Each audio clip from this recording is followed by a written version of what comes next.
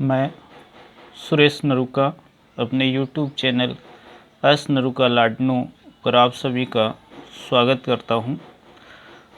मूल कर्तव्य का जो पार्ट फर्स्ट है उसका अध्ययन हमने कर लिया था। आज की क्लास में मूल कर्तव्य का सेकंड पार्ट जो अपना है उस पर चर्चा करते हैं। पहले भाग में हमने जो मूल कर्तव्य भारतीय संविधान के हैं उनमें उनकी जो पृष्ठभूमि रही है उसका अध्ययन कर लिया था।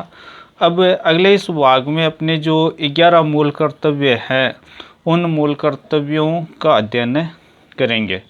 इनको हम अपने ट्रिक के साथ याद रखने का भी प्रयास करेंगे कि लंबे समय तक हम अपने माइंड में जो है वो इन 11 मूल कर्तव्यों को बना कर रख सकें और इनका क्रम निर्धारित जो क्रम है उसी क्रम में हमें ये याद हो। तो हम चर्चा करते हैं 11 मूल कर्तव्यों पर। तो पहला मूल कर्तव्य तो सबके जहन में है कि जिसमें लिखा गया है कि अपना राष्ट्र ध्वज है, राष्ट्रगान है, राष्ट्रीय प्रतीक है, इनका हमें आदर करना चाहिए। तो एक नंबर तो जब ये मूल कर्तव्य किसी ने भी जो है वो एक नज़र से कभी देखे होंगे तब भी याद है कि पहला कर्तव्य जो है वो हमारा यही कहता है कि अपने राष्ट्र के जो प्रतीक संस्थाएं है, राष्ट्र ध्वज है, राष्ट्रगान है, इन सभी का जो है वो हमें आदर करना चाहिए। तो एक नंबर बात तो सबके जहन में क्लियर है। नंबर 2, दूसरा मूल कर्तव्य जो है वो हमें ये बताता है कि देश की स्वाधीनता आंदोलन जो है स्वतंत्रता के लिए जिन्होंने प्राण न्यौछावर किए हैं, जो अपने राष्ट्रीय आंदोलनों के प्रणेता है, जो आदर्श हैं, उन आदर्शों को हमें हृदय में संजोना चाहिए। तो ये तो प्रत्येक देश का नागरिक का दायित्व है कि अपने देश को आज़ाद कराने वाले उच्च आदर्श जो है उनको हम जो है वो अपने हृदय में संजोएं। तो ये दो बातें एकदम क्लियर। नंबर 3 को जो है वो आप इस हिसाब से याद रखें कि 3 वर्ण जो है वो अपने एकता जो शब्द लिखते हैं उस एकता में जो है वो 3 वर्ण आते हैं। तो ये तीसरा जो कर्तव्य है वो तीसरा कर्तव्य अपना हो जाएगा एकता से संबंधित। इसका मतलब कि देश की एकता हमें बनाए रखनी चाहिए। जैसा लिखा है वैसा आपको याद न हो, बोले आपको ऐसा इस तरह से तो याद होना चाहिए कि देश की एकता से संबंधित जो कर्तव्य है वो कर्तव्य नंबर 3 पर लिखा गया है कि हमें देश की एकता जो है वो बनाए रखनी चाहिए। नंबर 4 को इस हिसाब से याद करो कि हमें एकता रखनी चाहिए। एकता न हो तो देश की रक्षा हेतु आह्वान किया जाएगा। अगर एकता नहीं रही तो देश की रक्षा हेतु आह्वान किया जाएगा। तो रक्षा हेतु आह्वान की जो बात कही गई है वो 4 नंबर कर्तव्य में कही गई है। नंबर 3 पे आपको याद है कि एकता की बात कही गई है। एकता नहीं रही ऐसी स्थिति में आपसे रक्षा का आह्वान किया जाएगा। रक्षा के आह्वान करने पर आपको जो है वो देश सेवा करनी चाहिए। ये बात करता अपना अनुच्छेद नंबर 4, कर्तव्य नंबर 4। अब 5वां कर्तव्य, 5 को आप पंचशील से जोड़ लेना। पंचशील का पहला जो है वो ध्येय यही है कि भ्रातृत्व भाव रखना चाहिए। तो 5 से पंचशील की बात ये है कि भ्रातृत्व रखना चाहिए। तो हमें भ्रातृत्व भाव रखना चाहिए। अपना ये कर्तव्य नंबर 5 कहता है। इसके साथ 5 नंबर कर्तव्य हमें ये बात भी कहता है कि जो महिला विरोधी प्रथाएं हैं उन प्रथाओं का त्याग करना चाहिए। तो 5 नंबर पंचशील से याद रह जाएगा। 6 नंबर कर्तव्य, जैसे इस 5 में पढ़ा कि महिला विरोधी प्रथाओं का त्याग करना चाहिए, उसी प्रकार से 6 में लिखा है कि हमें गौरवशाली परंपराओं को अपनाना चाहिए। इसका मतलब 5 नंबर गलत परंपराओं को छोड़ने की बात करता है और 6 नंबर जो है वो अच्छी परंपराओं को अपनाने की बात करता है। तो 6 नंबर जो कर्तव्य है वो हमें कहता है कि देश की जो गौरवशाली परंपराएं हैं उन गौरवशाली परंपराओं का रक्षण हमें करना चाहिए। क्लियर बात। नंबर 7 को आप अपने भारतीय संस्कृति में अच्छे अंक के रूप में देख लें और 7 जो है वो शुभ संकेत है, अच्छा संकेत है। इसका मतलब कि दरा पर्यावरण जो है वो अपने लिए अच्छे संकेत ही होते हैं। तो दरा पर्यावरण वन्य जीवों इनकी बात जो है वो अपना मूल कर्तव्य नंबर 7 कहता है।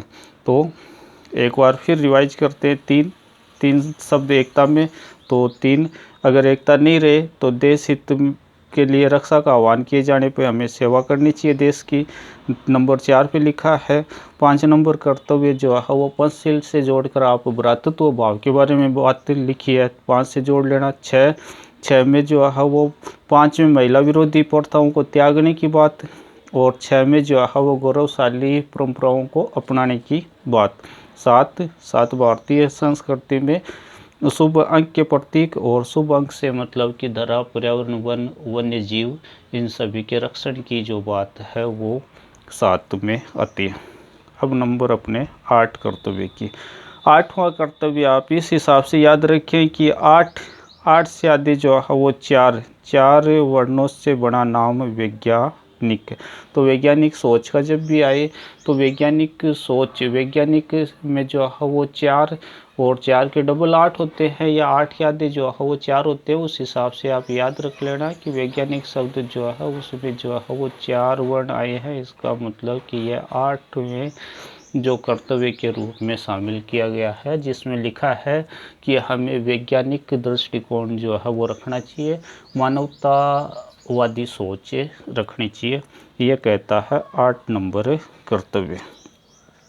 अब 9वां कर्तव्य आप 8 में ये 4 वर्णों का शब्द आया वैज्ञानिक, और फिर इसमें 5, तो 4 वर्णों का ये शब्द आया, फिर 5 और 4 9 गए। 9वां कर्तव्य जो है वो हो जाएगा आपका कि ये पहला 8वां जो है वो 4 वर्णों का शब्द है, और 9वां जो है वो 5 का 5 और 4 9 हो गए ना। तो ये सार्वजनिक संपत्ति के रक्षण की जो बात करता है वो 9वां कर्तव्य करता है। सार्वजनिक संपत्ति का रक्षण करना चाहिए, ये बात करता है अपना अनुच्छेद नंबर 9। इस हिसाब से याद कर लेना कि 4 शब्द वाला, ये 4 वर्ण वाला शब्द जो है वो वैज्ञानिक, और सार्वजनिक में 5 और 4 9 हो गए ना। तो 9वां कर्तव्य जो है वो सार्वजनिक संपत्ति के रक्षण की बात करता है। अब आप 10वें को इस हिसाब से याद कर लेना कि इन 8 और 9 को जोड़ने का मतलब समूह है। तो सामूहिक जो सोच है या सामूहिक रूप से उन्नति की बात और व्यक्तिगत रूप से उन्नति की बात जो करता है वो करता है 10 नंबर कर्तव्य। 10 नंबर कर्तव्य कहता है कि हमें जो है वो सामूहिक रूप से उन्नति और व्यक्तिगत रूप से उन्नति के प्रयास जो है वो हमेशा करते रहना चाहिए। तो हमें राष्ट्रीय हित में जो है वो व्यक्तिगत रूप से और सामूहिक रूप से वो सारे कार्य जिससे हम स्वयं जो है वो उच्चता की ओर जा सके, हमारा देश जो है वो ऊंचाइयों को छू सके, ऐसे प्रयास हमेशा करते रहना चाहिए। और 11 नंबर तो आपको 2-3 बार बताया जा चुका है कि सबसे बाद में पहले ये 10 ही थे, और 11वां जो मौलिक कर्तव्य है वो जोड़ा गया शिक्षा का, कि प्रत्येक अभिभावक अपने बच्चे को जो है वो शिक्षा 6 से 14 वर्ष के जो उनके बालक हैं उन बालकों को शिक्षा देने का दायित्व जो है वो अभिभावकों का है। तो इस प्रकार से मूल कर्तव्यों का समग्र अध्ययन हमने 2 भागों में कर लिया है, और आपको आगे भी इसी प्रकार से भूगोल, राजनीति विज्ञान और अन्य स्कूल शिक्षा से संबंधित और प्रतियोगी परीक्षाओं से संबंधित जो वीडियो है वो वीडियो चैनल पे जो है वो उपलब्ध करवाए जाते रहेंगे। जय हिंद, जय भारत।